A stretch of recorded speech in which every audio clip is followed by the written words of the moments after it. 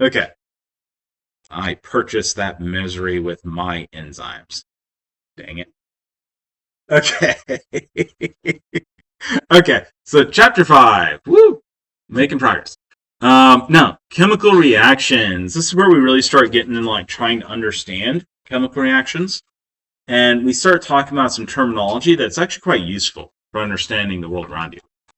Now, one of the things that you may have noticed is there's this value that's on the back of food labels, and it's called calories.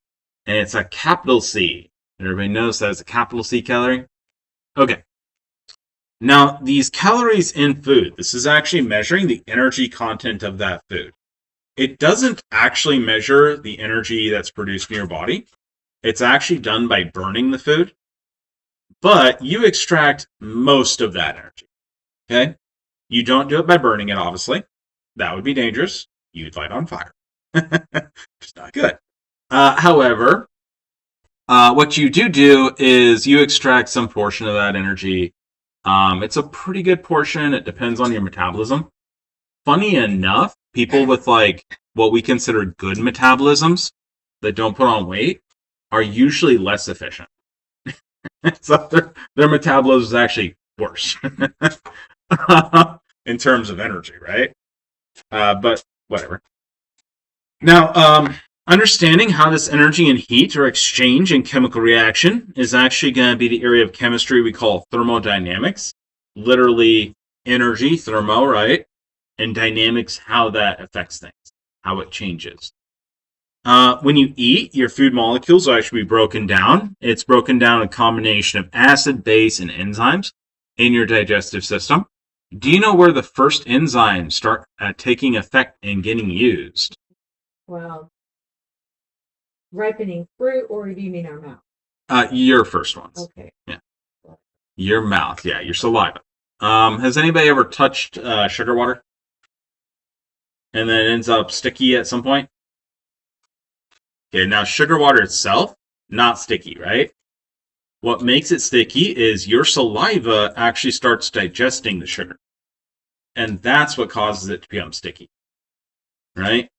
So you just basically have yourself and everything around you kind of covered in your saliva at almost all times.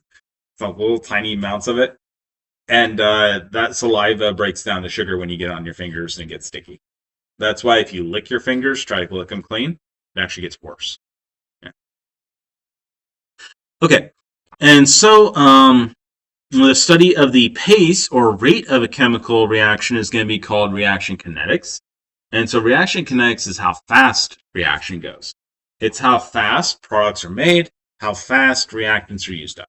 Okay? Thermodynamics is going to tell us whether that reaction happens spontaneously and how much energy is released by the reaction. Now, in chapter 1, we defined energy as the capacity to do work. And that's a pretty decent way of defining it, but now we're going to get into more specifics. Okay, I'm going to give you different types of energy. Now, chemical reactions are often going to involve an exchange of energy between two substances. The energy will dissipate in some reactions. It'll transform from potential energy into kinetic energy, or we can have vice versa. Okay? And you've actually kind of experienced all of these in your lives. You're actually seeing kinetic energy transforming into potential energy whenever you see things like, number one, whenever you make fat in your body, but number two, when you charge batteries. Okay.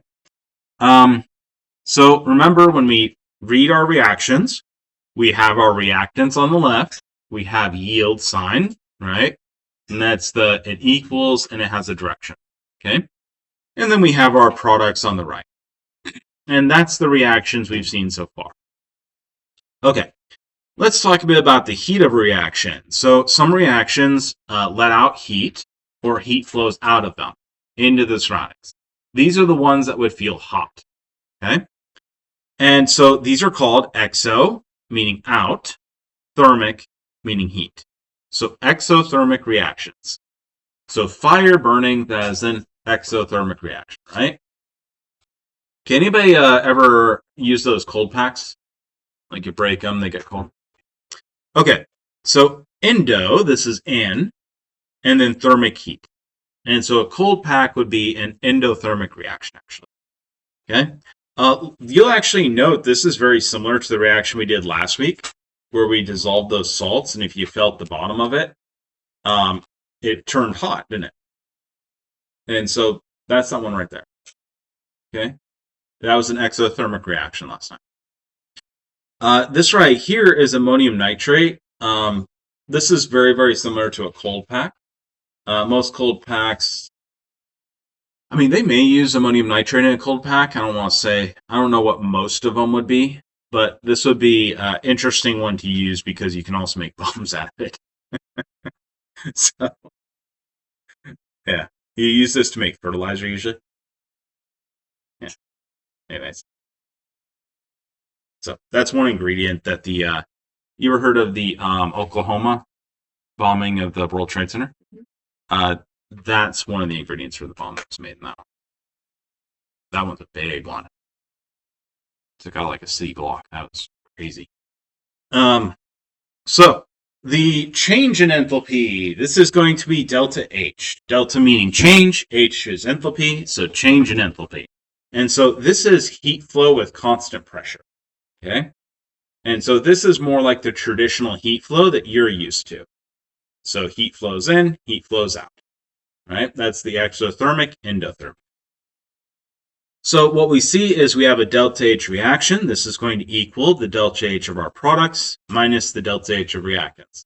Literally, if we have more heat flowing into products and getting fixed as potential energy, then what we're going to have is a positive delta reaction, which means endothermic.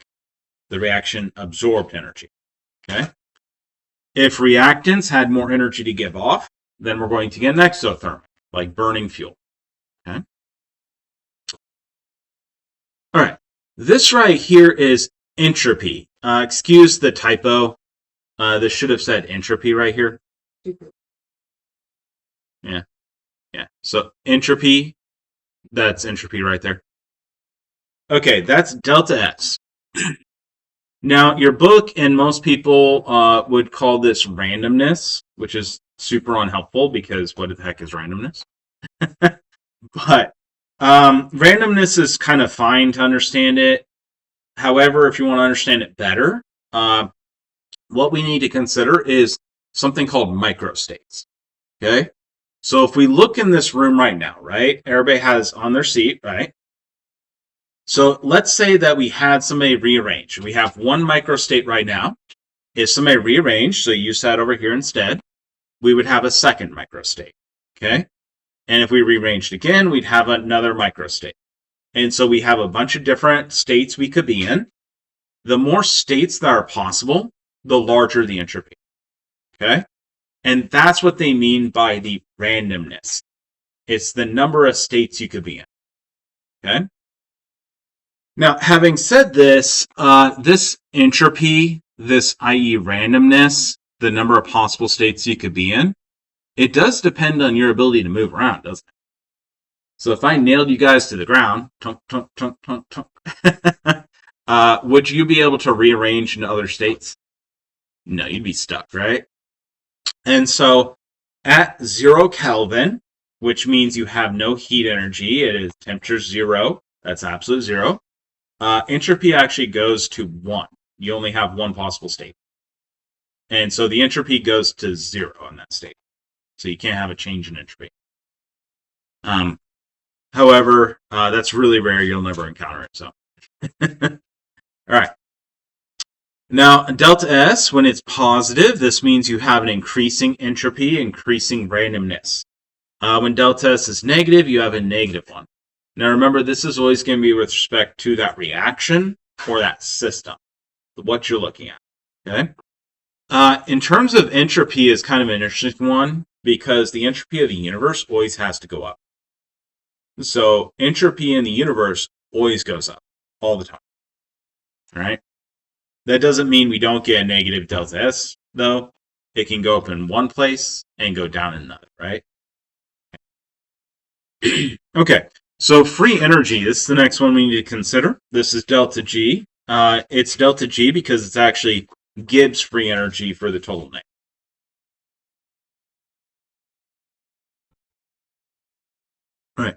So this one's actually what is going to be the sum of these two terms. Okay? So we'll have delta H minus T, the temperature in Kelvin, times delta S. Now remember, you have to have this temperature in Kelvin. If it's in any other units, you're going to have something that does not make any sense. Okay? Because when we have 0 Kelvin, entropy falls off. Right? It's actually very important.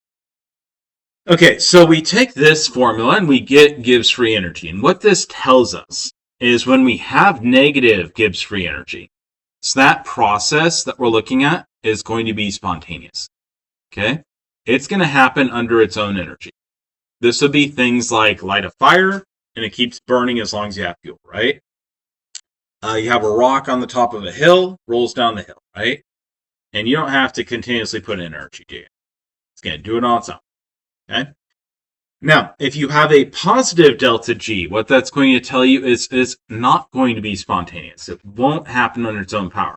This would be like rolling a rock up the hill, right?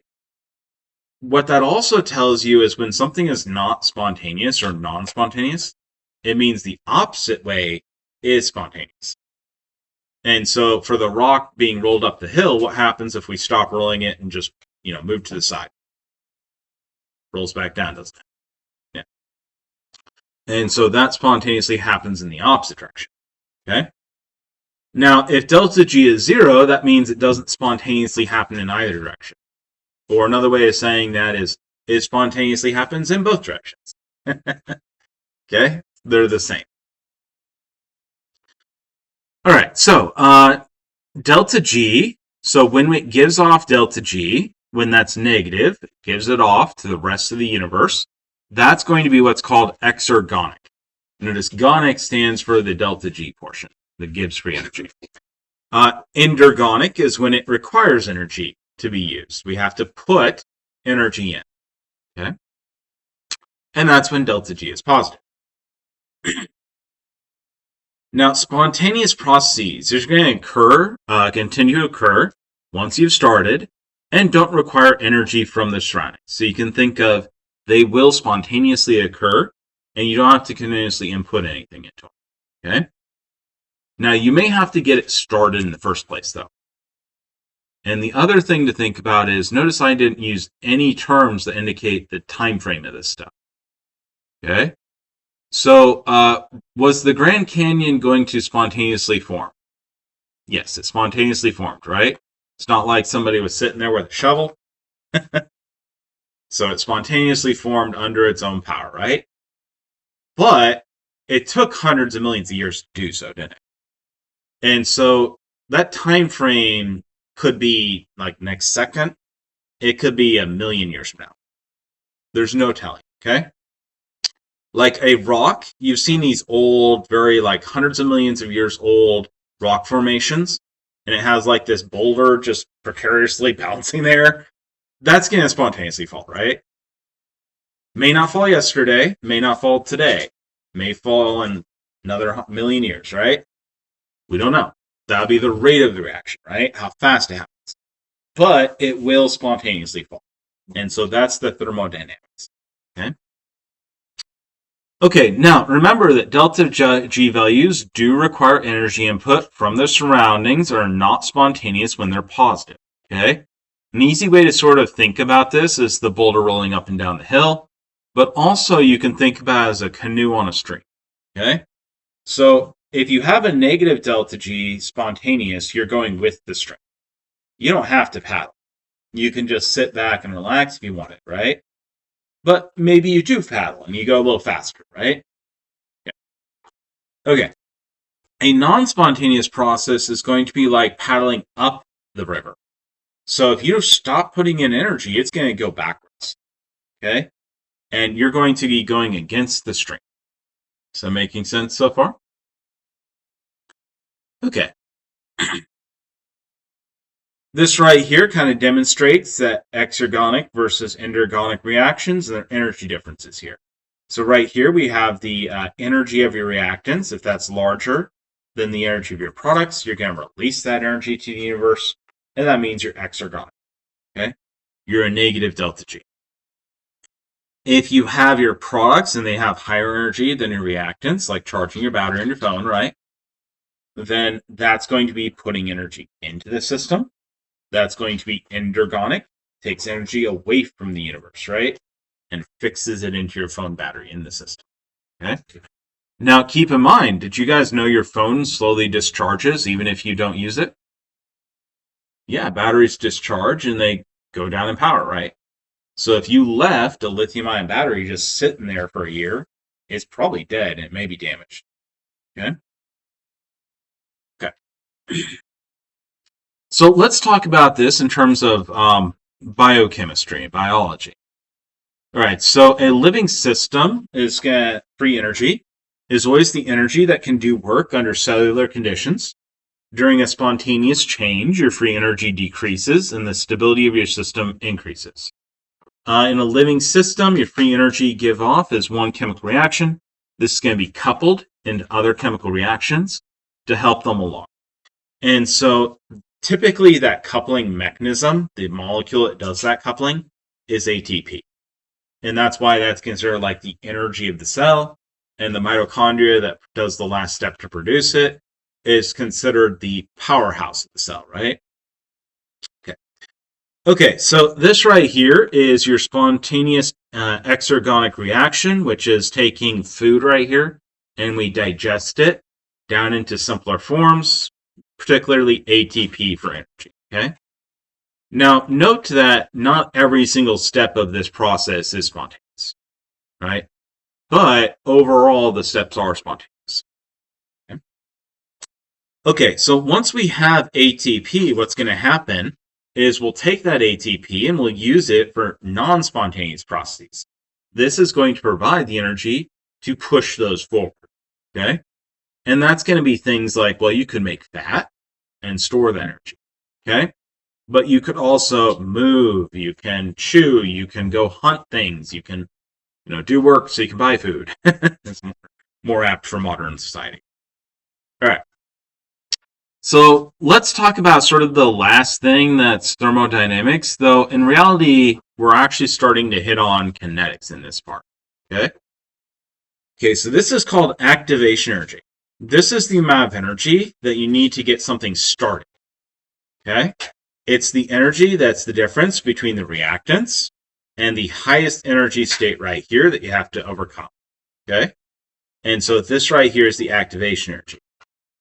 You can think of this as the fee you gotta get paid to start, okay?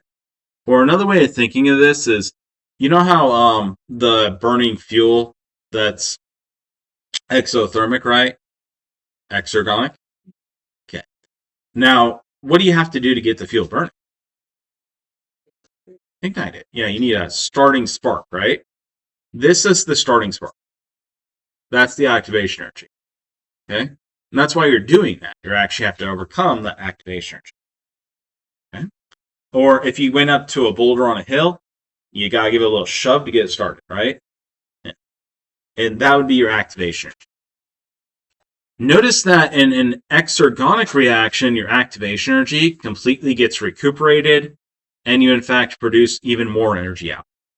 Okay? And so in an exergonic reaction, you always end up with more energy, and oftentimes it just provides the activation energy for all the molecules around it.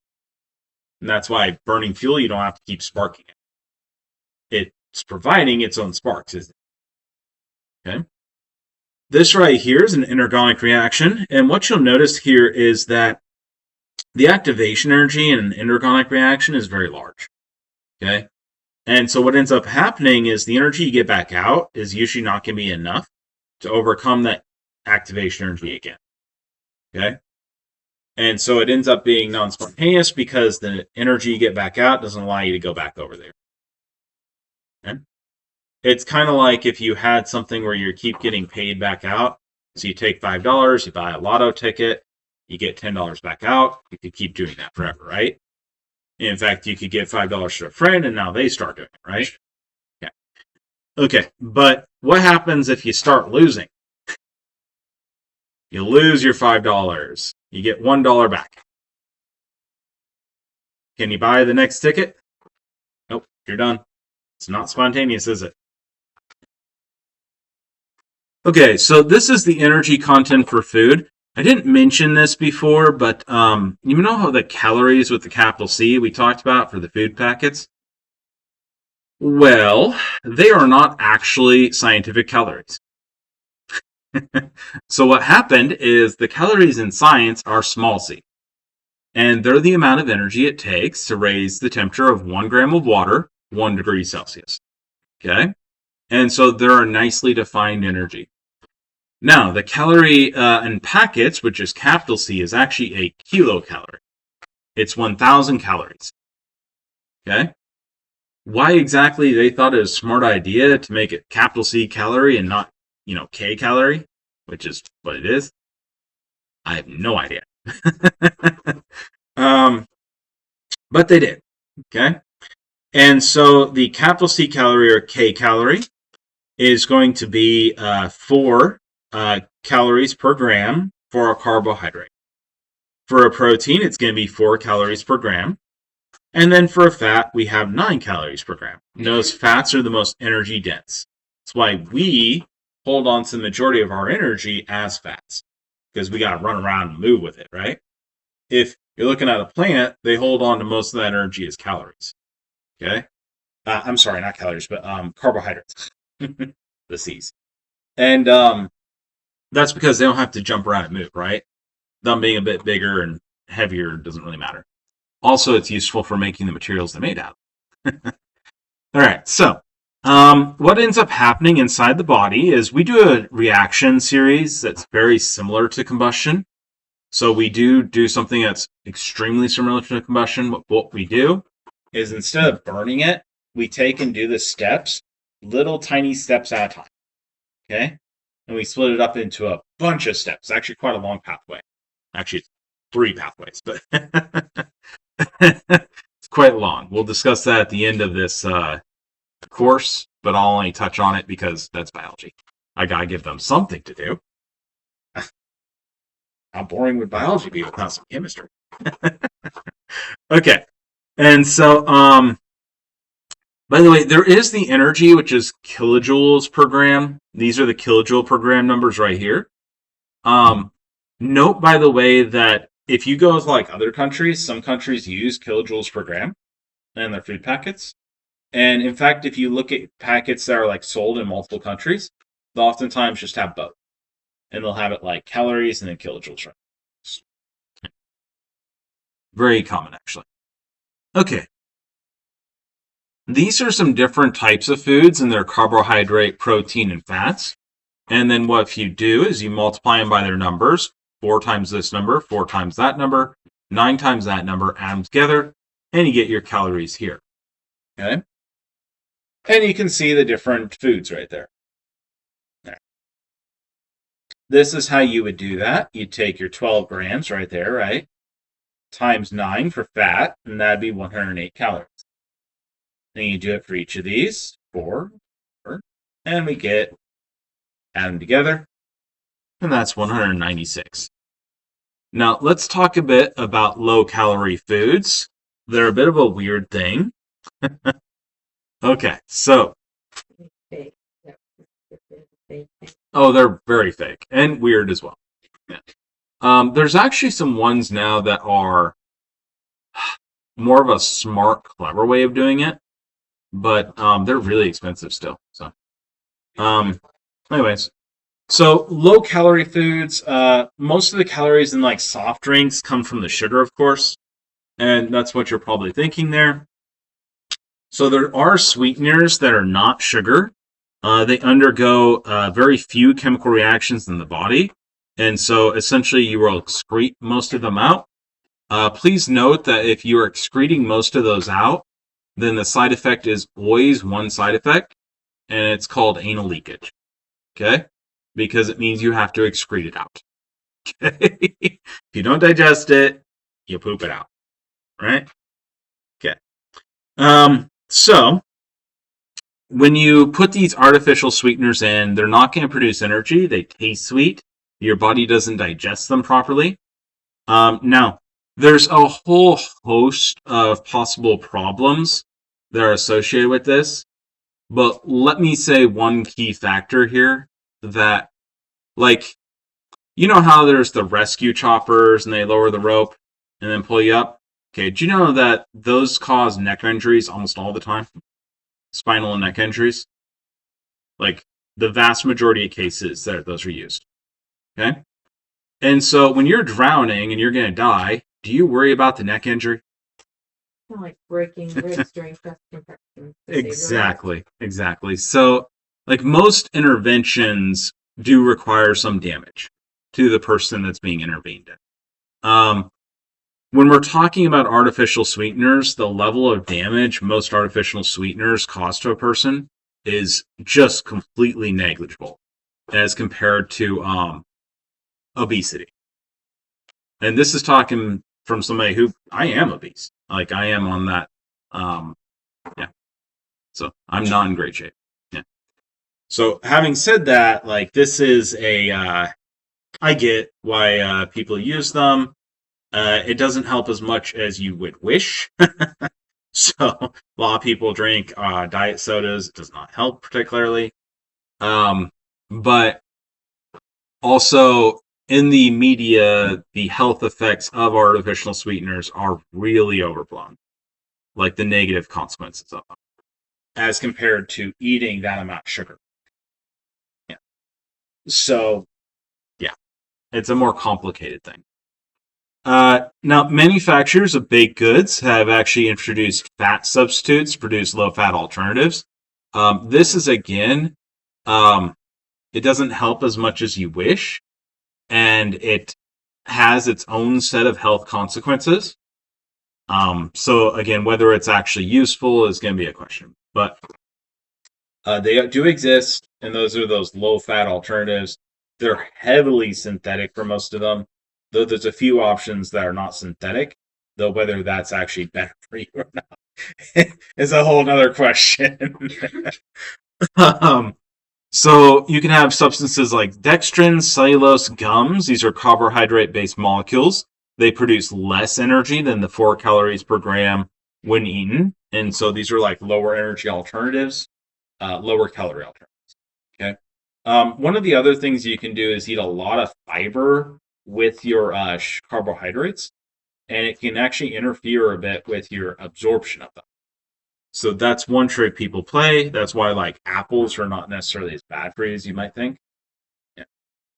And most fruits. So let's go ahead and talk about kinetics, the rates of reactions. How fast will something happen?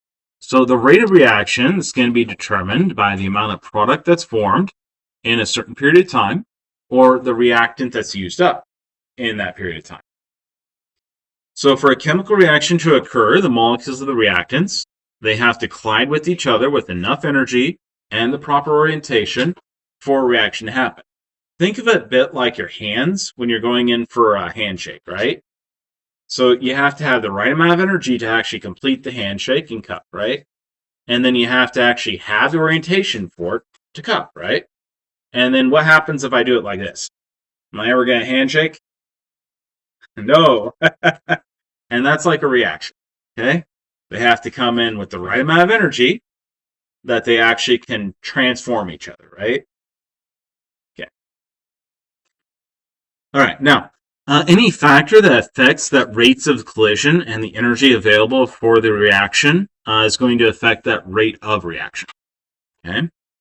And so we can see some kind of examples here that we can think of. So if we had two reactants, they're bouncing around a container. If we add energy to it, like burner on a fire, right? Remember, cooking is a reaction. So if we increase the temperature, what's going to happen? Well, those things are going to bounce around faster. They're going to hit each other more often.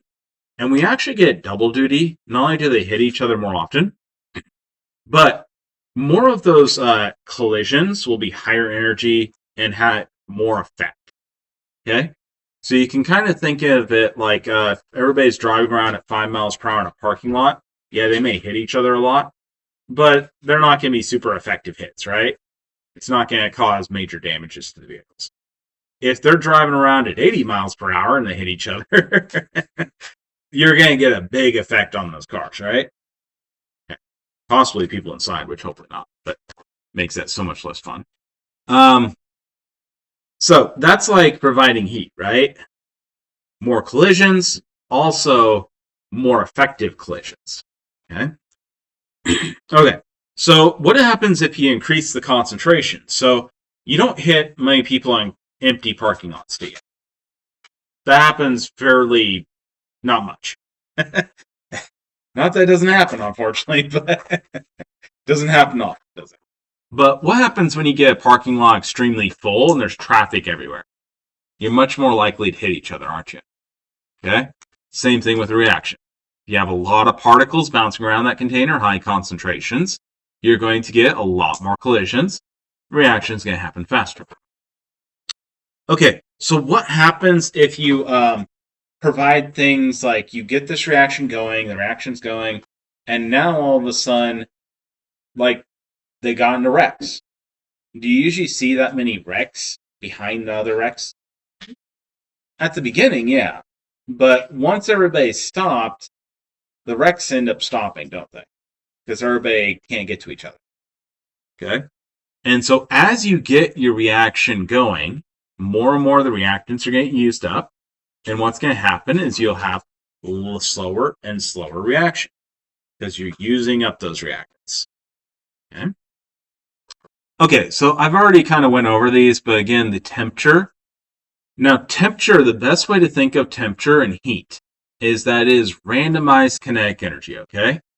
It's kinetic energy just flying all over the place, and it has different speeds that's going at. Okay? So randomized kinetic energy. And so when you increase the temperature, you're going to increase the kinetic energy, the speed at which these molecules are bouncing around. You're going to collide with each other more often, and more reactions will occur, and also those collisions will be more meaningful, more impactful. The amount of reactant, again, as you have more reactant, you're going to go faster. When your reactant decreases, you're going to go in the reaction slower. Okay, one of the other things we need to talk about is catalysts. So, anybody ever heard of a catalyst outside of this book and me? Anybody ever heard of an enzyme? Mm-hmm. Yeah. So an enzyme is a catalyst. Okay? It's a biological catalyst.